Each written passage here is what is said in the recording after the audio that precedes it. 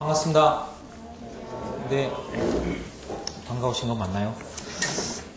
재정학 수업을 해야 되는데, 재정학 예비 순환을 제가 잘 안 합니다.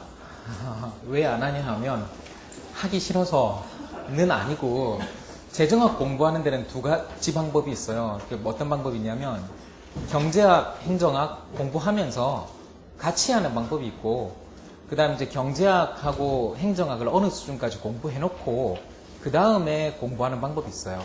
근데 공부해보시면 아시겠지만 이제 이 재정학이란 과목이 경제학하고 행정학하고 사이쯤 있는 그런 과목이라고요. 그래서 여러분들이 경제학하고 행정학을 일단 어느 수준까지 공부하시고 나면 재정학은 훨씬 빠른 시간에 적은 노력을 가지고 수업을 들을 수 있고 공부를 할 수 있다고 생각하기 때문에 예비순환 때 일부러 안 해요.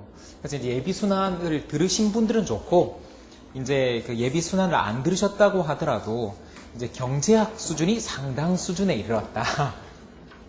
라는 생각을 가지고, 그렇게 수업을 하도록 하겠습니다. 재정학이라는 수업 과목이 성격이 그렇습니다. 그 강의 계획서가 있는데, 나머지는 읽어보시면 되고, 강의 교재는 이제 이중국 교수님 책을 가지고 이제 충실하게 일단 수업을 진행을 합니다. 오늘 수업하는 거 보면 어떤 식으로 하는구나라는 걸 알 수 있습니다. 나머지 책들은 사실 필요가 없는데요. 이제 아래쪽에서 두 번째 보시면 이제 연습 문제 해설집 있잖아요. 이건 뭐 사지 마라 그래도 다 사시더라고요. 네, 다 사시더라고요. 그래서 뭐 사든 말든 알아서 하세요. 다들 잘 알아서 하시는데 그 바로 아래에 있는 책이 한 권 더 있습니다.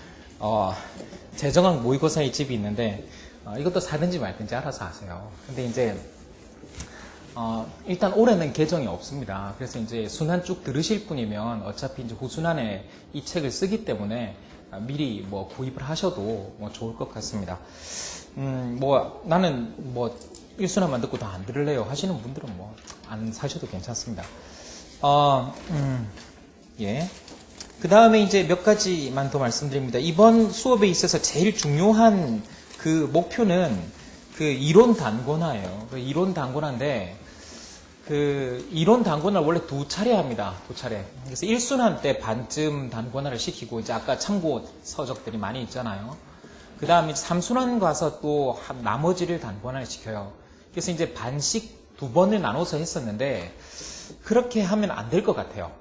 왜냐하면 재정학이 가면 갈수록 시험이 좀 어렵게 나와요. 그리고 보시면 아시겠지만 재정학이 요즘은 시험 문제도 경제학 같이 그렇게 시험이 나오기 때문에 예전에 하던 것보다는 1순위에 조금 더 많이 다룰 생각입니다. 그래서 조금 어려운 내용들도 포함이 될 거다라고 생각하시고, 그 다음에 이번 강의에서 수업 열심히 따라오시면서 일단 이중고 교수님 책에 나오는 연습 문제는 다 푼다고 생각하세요. 무조건 다 푼다고 생각하세요. 여러분들이 어떻게 공부하시면 되냐면, 일단 이제 재정학 문제 풀이 일단 이중구 교수님 책에 있는 연습 문제들이 있습니다. 아시겠지만 이중구 교수님 책에 있는 연습 문제는 그렇게 어렵지가 않아요. 그래서 이건 일단 다 푼다. 그 다음에 뭘 하면 되냐면 한 10여 년간 기출문제 푸시면 됩니다. 그래서 기출문제까지 푸시면 상당히 커버가 됩니다. 근데 이제 그 문제는 뭔가 하면 시험이 정체되어 있는 시험의 경우에는 기출문제만 가지고 돼요. 근데 최근에 2008년, 2009년 하면서 재정학도 좀 분석적인 문제들이 많이 나오기 시작했거든요. 그래서 여러분들이 기존 기출문제만 가지고는 조금 부족한 부분들이 있을 거예요. 그래서 1단계 이중호 교수님 연습문제, 2단계 기출문제, 3단계 그 다음에 이제 기타 교과서 연습문제, 이런 식으로 생각하시면 되겠습니다. 기타 연습문제인데, 기타 연습문제는 나중에 2순환이든 3순환이든 그렇게 이제 다음 수준에 이르러서 한다고 생각하시면 되고, 일단 내용 단권화 충실히 하고 이중호 교수님 책을 다 푼다. 그 다음에 조금 여유가 있으신 분들은 아까 제가 말씀드린 사든지 말든지 알아서 해서요 했던 책 있잖아요. 그 책에 있는 연습도 좀 풀어보시고 그런 정도를 목표로 하시면 좋지 않을까 싶습니다. 그 다음에 강의 분량, 그 다음에 강의 시간 이런 걸 고려해서 이 책을 충실히 강의하는데 몇 개 챕터는 가볍게 다룰 겁니다. 그래서 미리 말씀드리는데 어떻게 되냐면 1장, 2장, 그 다음에 7장, 8장, 9장 얘들은 제가 반만 다루거나 아주 가볍게 다룰 거예요. 그냥 쓱 훑어보는 식으로 넘어갈 수 있는 장들입니다. 나머지 장들은 아주 차근차근 다룰 겁니다. 여기 어떤 내용이 있는 건지는 조금 이따가 제가 설명을 드릴게요. 그 다음에 이제 재정학이라는 과목에 대해서 미리 공부하기 전에 몇 가지를 말씀드리면요. 그냥 내 하는 소리인데 한 번 더 해보겠습니다. 재정학에, 재정학 공부에 있어가지고 좋은 소식 하나, 나쁜 소식 하나가 있어요. 좋은 소식은 뭔가 하면은, 경제학도 100점이고, 재정학도 100점인데, 경제학은 책이 몇 권입니까? 2권인데, 재정학은 책이 1권이잖아요. 공부 분량이 반밖에 안 돼요. 같은 100점인데. 네. 그럼 뭐 이거는 뭐 좋은 소식이라면 딱 그 강의 분량도 거의 반이잖아요. 근데 문제는 뭔가 하면은 실제로 그 재정학이란 과목이 강사 입장에서 강의하기도 어려운 과목이고요.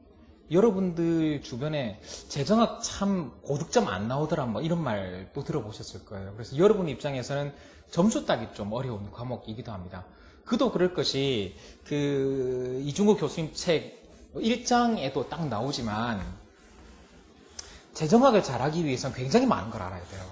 그래서 뭐 단순히 이론만 알아서 되는 게 아니고 제도적인 것도 조금 알아야 되고 그 다음에 책마다 다루고 있는 내용들이 조금 다릅니다. 그래서 이제 좀 걱정되는 면이 있다면 이게 공부할 때 시간은 적게 들였는데 이게 점수를 어떻게 하면 올릴 수 있을 거냐라는 거. 다행히 요즘은 좀 분석적인 문제가 나오기 때문에 경제학 잘하는 친구들이 조금 더 유리해진 면이 있긴 합니다. 하지만 뭐 쭉 이제 이 수험가에 흘러가 나오는 이야기로는 시간 적게 들이지만 이거 고득점 하기 어렵다. 뭐 그런 특징이 있는 과목이다라고 생각해 놓으시고요. 그 다음에 이제 그 재정학이라는 과목에 대해서 몇 가지 이제 추가로 말씀을 드리는데 저는 이제 재정학이라는 과목을 학교에서 배울 때 어떻게 생각하면서 배웠냐 하면 이 재정학이라는 과목은 미시경제학 파트 2다라고 생각하고 공부를 했었어요. 왜냐하면 그 경제학 원론이라든지 경제학 처음 배울 때 여러분들이 보시면 아시겠지만 미시경제학에서 주로 뭘 배우냐면 가계하고 기업으로 이루어진 그런 이제 경제를 배운다고 해요. 근데 이제 그 경제를 구성하고 있는 세 부분이 가계, 기업, 정부 뭐 이렇게 돼 있잖아요. 근데 미시경제학이라는 게 기본적으로 가계하고 기업을 주로 다루지 정부에 대해서는 주로 다루지 않더라는 겁니다. 이해가십니까? 그래서 이제 재정학이라는 게 이제 제가 느끼기에는 이게 미시경제학 파트 2라서 이제 가계 기업에 대해서는 공부를 했으니까 정부와 관련된 부분들을 배우는 거 아닌가라는 그런 느낌을 가지고 공부를 했었고요. 지금 또 그런 식으로 생각하면 되겠구나라고 생각하고 있습니다.